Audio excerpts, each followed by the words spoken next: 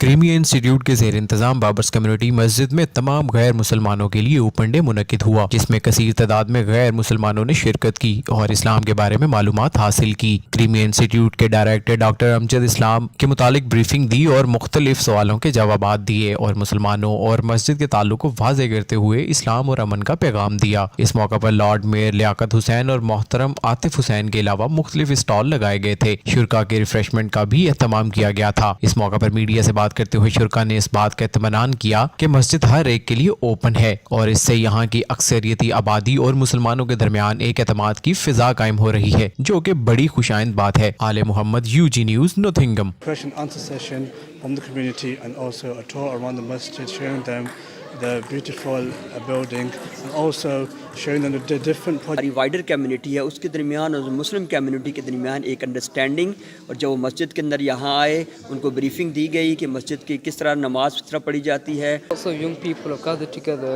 people from different communities, faiths and backgrounds are here to learn more about our faith, and I think it's very important for young people to know and other people from different faiths. چاہتے تھے کہ ہم مسلمان دوسری community اور مذہب کے لوگوں کو یہاں پر کہ دیکھو ہم امن لوگ ہیں، پیس لونگ کمیونٹی ہیں، سو اس کا مقصد یہی تھا کہ ہم دوسری کمیونٹی کے ساتھ مل کر۔ British Syrian. I've been working on this project now, joined it a year ago. And the ambassadors.